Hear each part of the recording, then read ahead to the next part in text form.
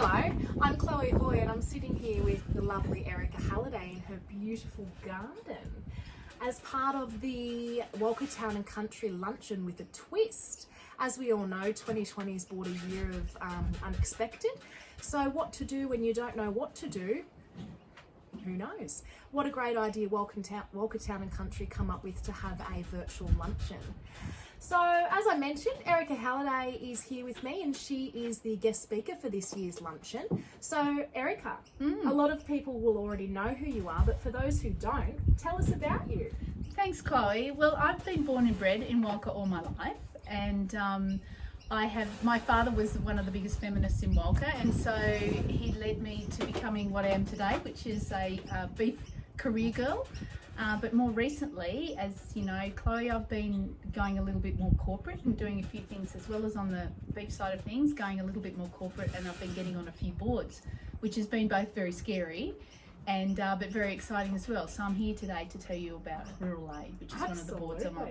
Wow. So big changes happening in your world. Tell us more about Rural Aid. What is it about? Well, like most people, I actually didn't know what Rural Aid was about, but I had heard of Buy a Bale, and that's how Rural Aid started. So back in 2013, a couple called Tracy and Charles Alder were really concerned about Queenslanders at the time in the time of drought. So they decided to raise some money, and they raised $2 million, which was huge. Wow. And they used that to buy bales of hay for people. But as you remember, in 2019, things got considerably worse. Sure did. And so what happened then is that it went sort of public. So it was on social media, it was on the news channels.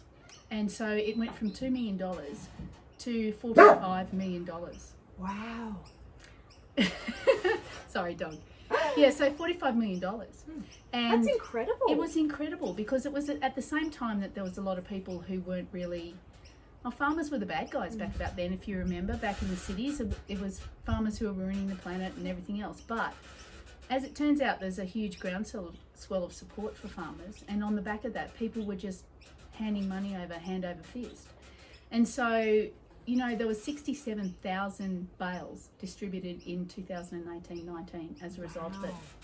And where it started was with the Queensland floods, if you remember. So if you remember the bale drops onto the islands of cattle, that Rural Aid was one of the people involved with that. The image of that was, quite heartwarming, saddening and heartwarming. Yeah. So a great initiative. It was an awesome initiative, and it was just taken on board and welcomed by so many people. So, that's how Rural Aid started. So, Erica, what led you to want to be involved with Rural Aid? Yeah. Well, look, as you know, and as a lot of us know, things were really awful in 2018, and we thought 2019 is going to be so much better, and it was even awfuler.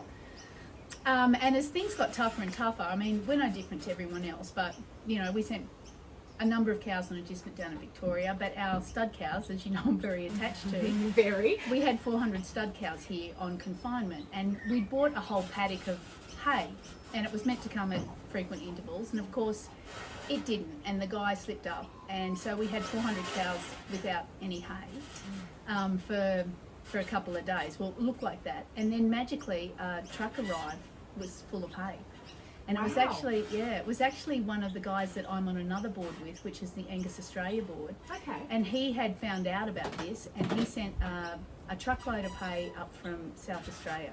Wow. Yeah, and that whole feeling of being completely desperate, you think you make good decisions, and then you just get to a point where you realise that you're so vulnerable and helpless.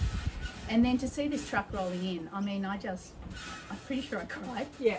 But it was just that, it's the first time it's the value of human kindness just totally blew me away. And I thought to myself, well, if tides have ever turned, I'd like to do this for someone else.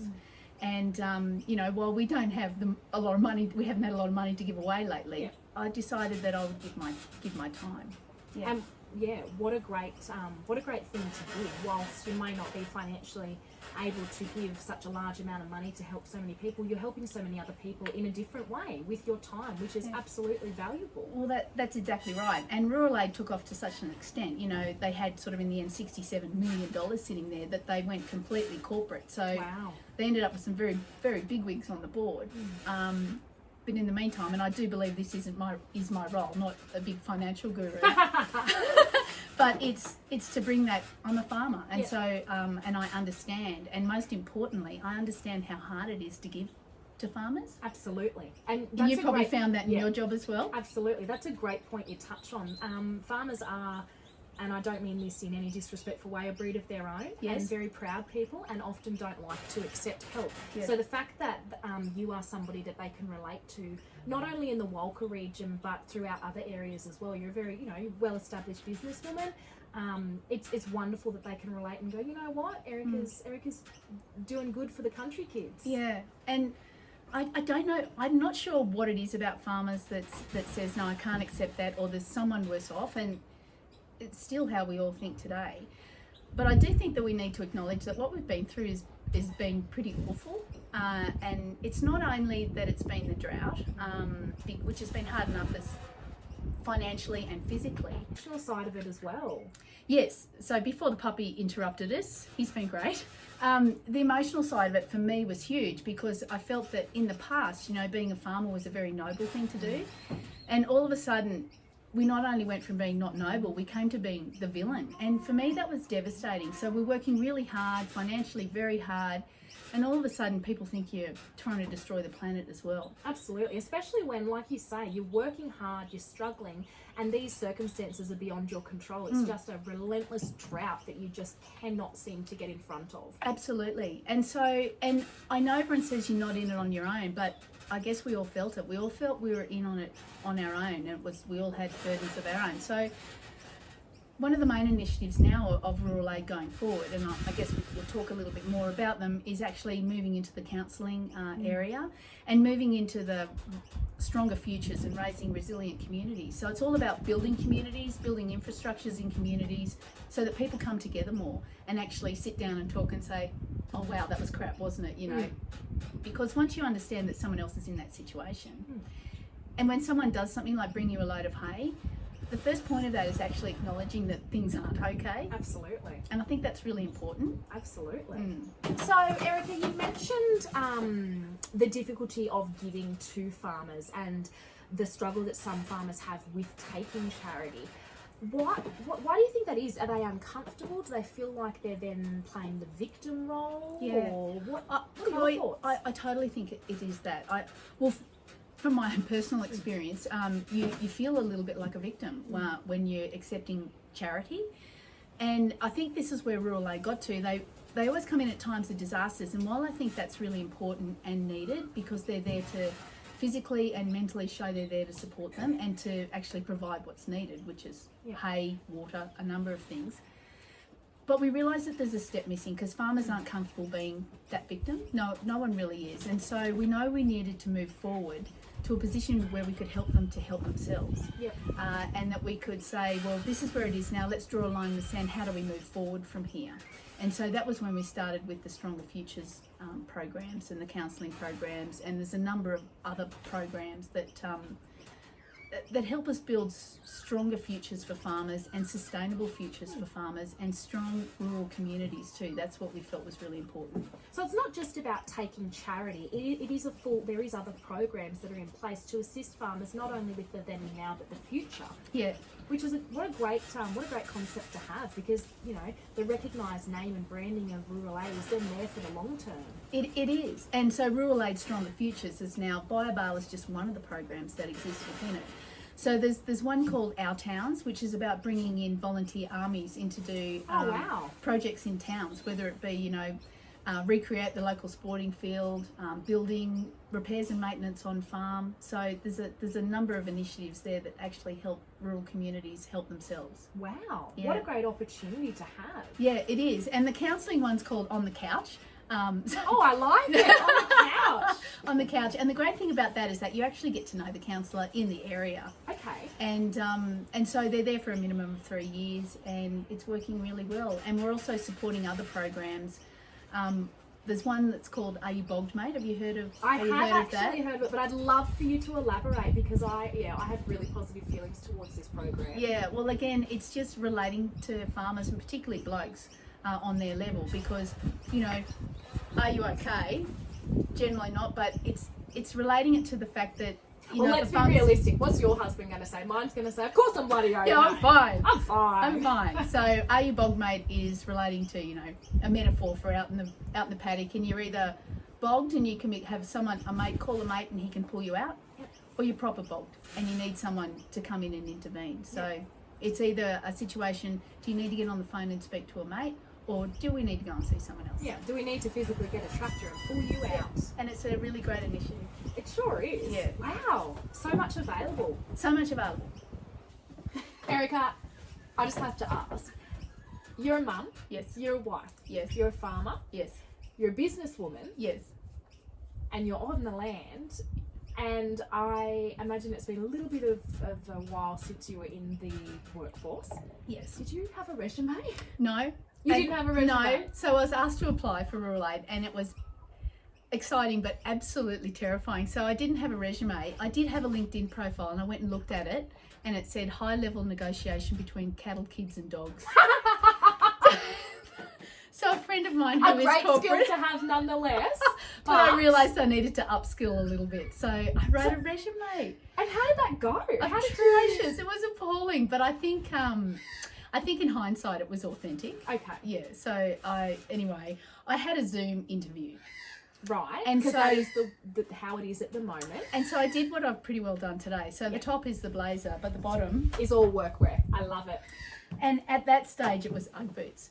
So what I'd done is I tidied up my entire kitchen, and I've got a lovely sort of painting in the background, and the fire crackling, and the wooden table, and there I was set up for my Zoom And the meeting. aesthetics were on point. But the Wi-Fi wasn't. Oh. And so the ladies talked to me. She goes, "Erica, we're going to have to move to another room." And I thought, oh. That's Anyway. where you've shoved all the stuff. So it was where I shoved all the stuff in my office where the Wi-Fi is the strongest. So I picked up the Zoom, and she went, "Nice Ugg boots." Anyway, so that was my introduction to my corporate world. So, I often see you when I do see you, and a lot of others would see you. You're in your workwear. Yeah. I mean, yes, you know, for occasions you get dressed up and you look beautiful. If you're having to go to, you know, these corporate events for more than 1 or 2 days at a time, did you have to go shopping? Did you have to? Get Oh, some look, new I clothes? did, and I know this shouldn't be a big point, but it is absolutely terrifying because you want to fit in. Yeah.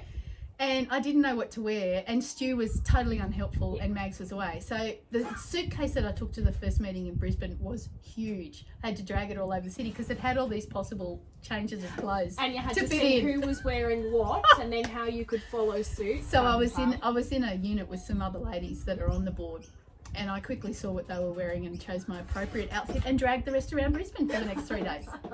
So That's great. it shouldn't be a big thing, but you know, it is. It is. Especially when you're so used to just getting up, chucking on your work clothes, going and getting stuff done. To have to get up and think about, you know, and how to present yourself to these other people. You're representing a rural community. Yeah. You don't want them to get a negative opinion of, you know, No. what rural people are like. And also a mum. So, you know, the worst saying in the world is "I'm just a mum," because we are not just mums. no, we're not just mums. There is no So such when thing as you just when a you mum. do go back into the workforce, you think, "Oh, I'm just a mum." Well, because you're a mum, that's why you have all these wonderful opinions, and you know how to state your case a little bit more. Yeah, you become a little bit more forthright, I think, when you're just a mum. Funny that you mentioned that, because nobody is just anything. You're not just a farmer. You're not just a wife. People, in my opinion, need to take pride in what they are. If they are a mum, if they are a wife, if they are a store clerk, if they are a farmer, Yeah. it's not just anything. We need to empower each other, and by saying the word "just," I feel like it's not empowering. Yeah. You know, if you walked into a room, as you probably will have done, and said, "Oh, I'm Erica Halliday. I'm just a farmer from Walcha," Yeah. it's not going to go down great, is it? No, and we do put ourselves down a little bit. So we need to power up. Build yourselves up. You guys are doing amazing work. So, Erica, while we're sitting here in your beautiful garden with your lush lawn, Isn't it and divine? and you know, there is picking the paddocks, and it's lovely. Yeah. The drought is not even close to being over. We're going to be, you know, seeing the effects from this drought for years to come, and trying to get through it and recover from. Yes. If there is people that need help, or if there's people who want to help, Yes. how can they go about it? How can they be involved in rural aid, either on a receiving or a giving basis? Yeah. Good question. So, and look, I agree. You know, it's so soothing for the soul to see the green, but you look at your bank account, it's still not, things aren't. It's not green. So it's not so green anymore. So so Rural Aid still has initiatives in place. They still have bales of hay and water donations. But on top of that, they also have credit cards, $1,000 for people for spending money, as well as gift boxes. So get on the website and check out what's available. By the same token, it doesn't cost anything to give, and it's such a wonderful feeling. So there's a number of volunteer programs with Rural Aid and things like Farm Army, where everyone gets together and goes and does maintenance on each other's properties and things like that. It's a bit like Blaze Aid, but a little bit more general. So it's, you know, maintenance on vehicles, it's fixing fences, or by the same token, we've got our towns program, and there's 10 towns across the country, which COVID's affecting at the moment. But we're getting huge groups of volunteers to go in and rebuild sporting grounds and things like that. So that's a great way that you can give back without having to financially. Wow. So if people do want to volunteer to be a part of Blaze Aid and give in that sort of way, is there a number they ring, or the website, or what's the best way to get involved in that? Yeah, so just go to the Rural Aid website. Okay. Yeah. And like you said, there's Blaze Aid as well, which you know I've been a bit involved with Blaze Aid in Walcha too. And such wonderful, people get such a kick out of doing things like Blaze Aid, Rural Aid. So if you get on the website and want to help out. So, Erica, speaking of volunteers, we must give a shout out to the wonderful Town and Country Committee for putting this virtual luncheon together. As I mentioned earlier, you know, during COVID, it's unknown. There's all these restrictions in place. What can you do to help bring people together and I guess provide that sense of normal? You know, there's a lot of people who will be tuning in that have previously physically attended a luncheon, and these and something we all look forward to. Exactly. And having been part of the Town and Country Committee, and as you were many years ago, we really have to thank the work of the committee members, because it's not easy, is it? No, and they've done a wonderful thing by putting together this virtual luncheon, and it's been wonderful. So thank you. Chloe and I have obviously had a good time here anyway, but we hope that everyone watching is having a wonderful time too. And enjoying those amazing grazing boxes that are being put together. They are sensational. Cheers. Thank you all for tuning in.